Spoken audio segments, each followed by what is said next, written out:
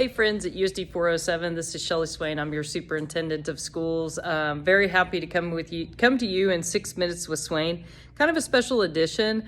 I'm on the road here in Wichita as I gather with a statewide group of superintendents who are talking about these islands that we live on, these details that we're all in together as schools across the state, specifically around COVID, quite frankly. Some things kind of surfaced today while I was out of town, and so I was asked to come at you with 6 minutes to simply give a couple of clarifications. The first of those is on mandates. There are no mandates at USD 407. The mandate of a mask is not existent. Masking is optional.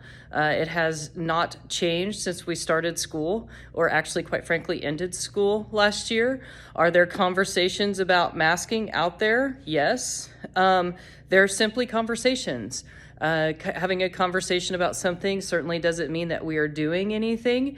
It just simply means that we're, as adults and students, quite frankly, sitting around and sharing our conversations and our thoughts.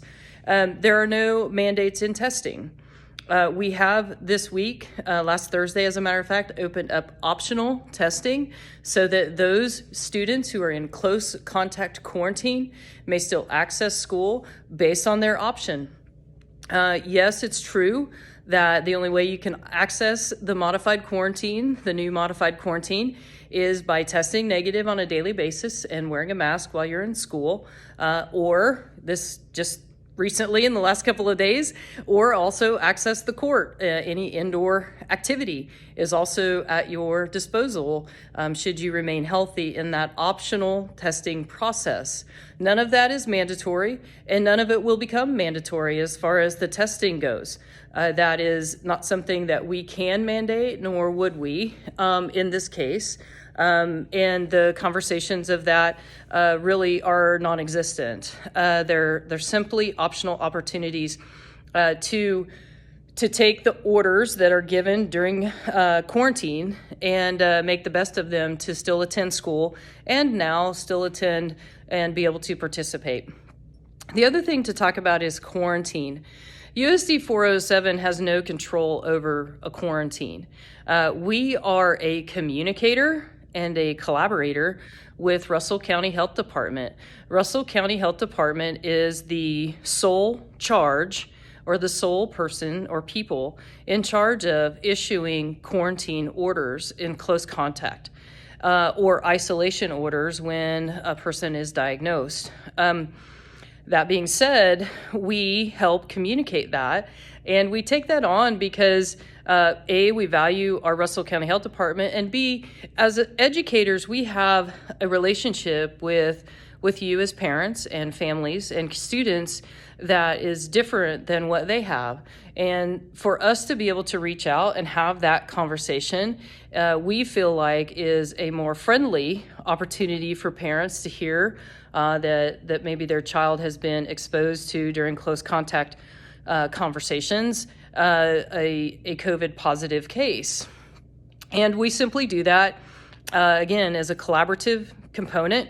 The quarantine is not our rules. Those are rules that Russell County Health Department gives us, and we simply try to help the communication process. What we also know about that is it happens a little faster for families to know about for the safety and well-being of their students, rather than awaiting Russell County Health to deal with the Kansas Department of Health, and sometimes the time that it takes in order for that to occur. And so I just wanted to touch base with you about those things. It's really, USD 407 is not mandating anything at this time. And when it comes to COVID, we don't do that. We are not in charge of quarantine status. We are simply helping as a communication partner, essentially. Are there rules and regulations coming? I don't know. I can't see the future. All I know is that today we had just over 60 students who accessed the classroom or are accessing the court because they tested negative during their close contact quarantine. I think that's a good thing. If you have any questions, please don't hesitate to reach out. We are happy to continue to answer and ask those questions. It's a great day to be a Bronco. I really tell you that because in this conversation with other superintendents across the state, I can tell you that it is stressful everywhere. We are not alone in Russell.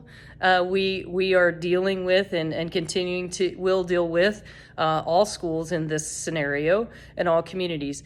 But let's take care of Russell first. It's a great day to be a Bronco, and I'll see you next time on 6 Minutes.